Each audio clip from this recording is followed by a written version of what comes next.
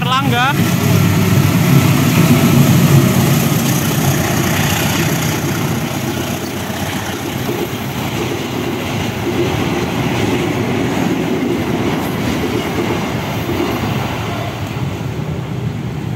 Wis, ini kayak udah nggak ada COVID ya Mas ya. Padahal yang rekam juga sama aja.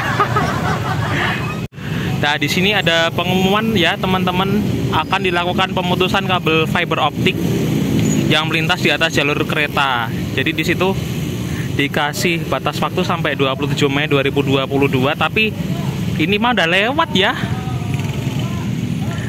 Nah, jadi memang ini kabel yang pernah saya goreng di video sebelumnya itu ternyata udah dikasih apa ya, udah dikasih gertak sama yang punya pemenang kalau ini tuh harus direlokasi. Jadi kalau enggak nanti membahayakan perjalanan kereta ya. Ini dia kolong flyover Kranji.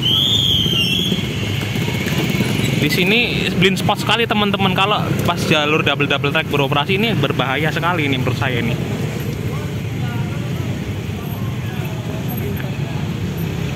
Kita akan melihat kereta komuter lain JR205 yang diberangkatkan dari stasiun Kranji. Tujuan akhirnya ke Angke via Manggarai.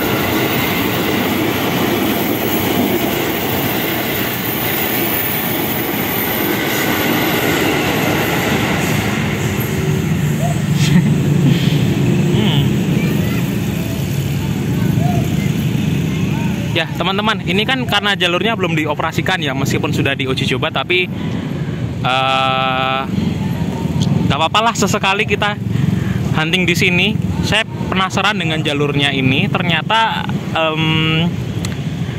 lumayan miring juga ya, karena mungkin buat kereta ngebut radius lengkungnya udah lumayan lebar ini menurut saya. Dan ini dia, ayo ya, siapa yang punya kabel nih, yo udah digertak sama yang punya jalur KA ini. Semoga bisa segera direlokasi ya. Ini kabel nggak tahu fiber optik punya siapa, tapi ini posisinya kalau saya lihat itu kan gantung di atas overhead catenary atau LA miliknya KRL ya. Jadi kalau asal gantung doang, kalau si kabel fiber optik ini konslet atau terkelupas, ini akan sangat mengancam pemberangkatan atau perjalanan dari kereta komuter lain. Ini teman-teman, semoga sih nanti kalau udah direlokasi ini si kabel fiber optik, nanti jalur double track bisa segera difungsikan dari Bekasi sampai Cakung. Belum dioperasikan, jadi bukan cuma saya aja sih, tapi warga sekitar juga masih sering melakukan aktivitas di jalur double track ini. Nah, di situ tadi terlihat ada pengendara motor yang akhirnya harus menuntun motornya karena hampir selip saat melintasi rel yang agak miring ini kan, karena perlintasannya pas di tikungan, terus blind spot sama ya itulah bisa bikin selip. Motor saya aja pernah selip tuh di perlintasan situ. Untung aja sih saya nggak jatuh. So far sih jarak antara rel DDT dengan tiang penyangga flyover ini sangat aman ya. Jadi di sini tidak ada permasalahan tentang ruang bebas flyover Kranji. Dan untuk perlintasan sebidang sebenarnya juga ini dilema ya. Kalau ditutup nanti warganya protes, kalau enggak nanti yang ada nyawa jadi taruhannya. Dan saya sih lebih memperhatikan si kabel fiber optik itu sih. Nah, ini dia ada sinyal baru yang belum difungsikan. Di sono juga ada.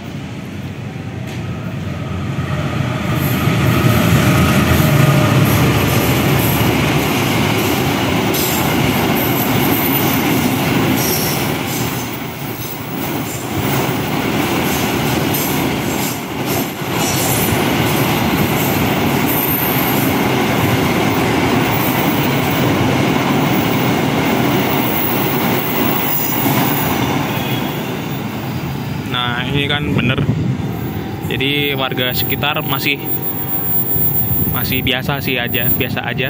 Mereka duduk-duduk di rel yang belum aktif ya. Jadi kita sebagai warga negara yang baik sih tidak perlu SJW banget ya.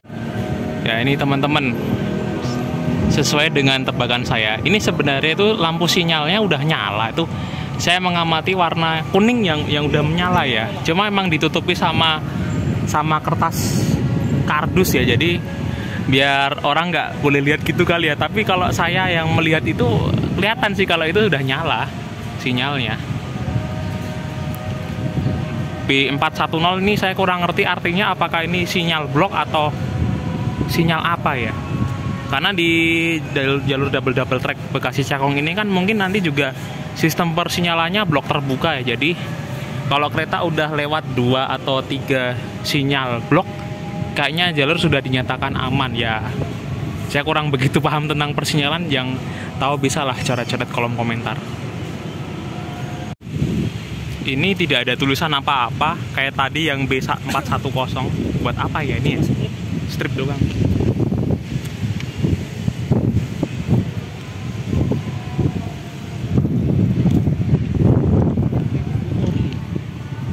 Bisa jadi. Nah, lihat itu. Jadi setelah diuji coba, karena ini kan belum di switch over ya, jadi jalur keretanya sudah kembali ditumbuhi oleh tanaman liar. Maklum lah, namanya juga sudah musim hujan, jadi tanaman akan lebih cepat tumbuhnya atau blooming ketika musim penghujan datang. Jadi ya nambah-nambah kerjaan aja sih nanti kalau sudah dibersihkan, hujan tumbuh lagi ya nggak efisien sih dari sisi tenaga dan biaya untuk pembersihan jalur ini. Jadi ya harapan kita bersama sih semoga bisa segera selesai ya prahara di jalur DDT Cakung Bekasi ini. Entah emang gara-gara kabel fiber optik atau bukan sih, kita tetap berdoa untuk yang terbaik sehingga nanti perjalanan kereta akan menjadi lebih lancar dan tidak saling berebut jalur ya, terutama dari Jatinegara sampai Bekasi.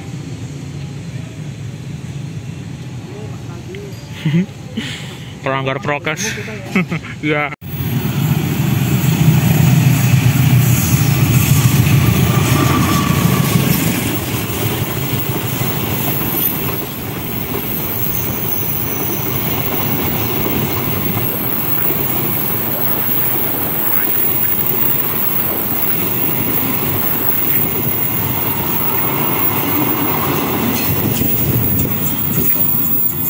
Saya nggak dengar ada klakson dari lokomotif itu, tiba-tiba aja dia lewat.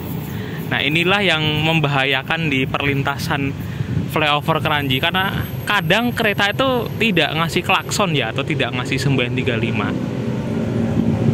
Jadi memang biarpun nanti masih diperbolehkan untuk beroperasi ya, kita harus waspada ya. Dan ini saya mengamati juga, meskipun itu ditutupin kertas kardus yang sponsornya air mineral, itu kelihatan sih nyala warna kuning, tapi di HP atau di kamera saya kurang begitu jelas. Tapi kalau dari sini kelihatan sih kalau lampunya udah nyala.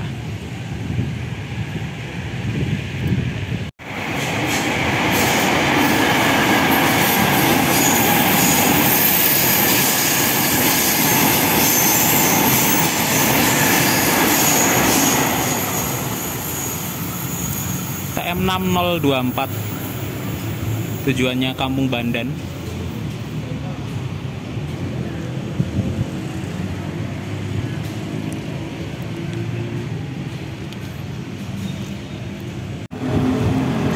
Ada KLB melintas, KLB lori.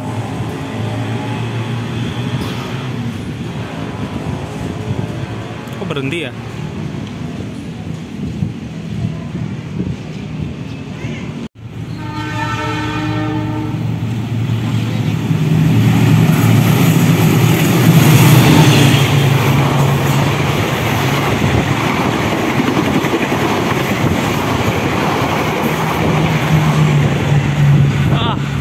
Saya pikir nih Argo Parayangan, ternyata Argo Sindoro tambahan teman-teman.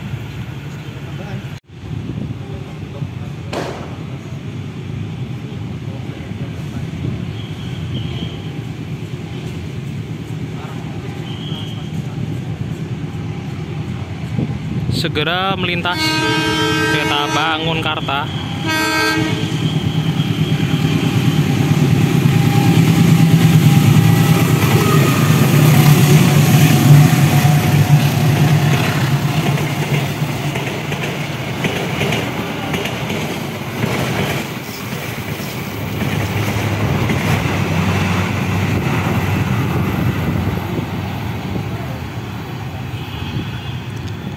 Baik, saya akhiri sampai di sini untuk video hari ini.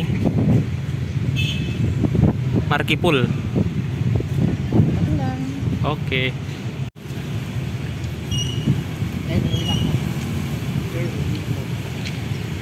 Ya, teman-teman pasti udah tahu lah di sini menggunakan tipe rel R54 dengan lebar sepur atau lebar apa namanya ini antara kedua batangan rel ini 1600 1667 mm ya, maaf salah ngomong.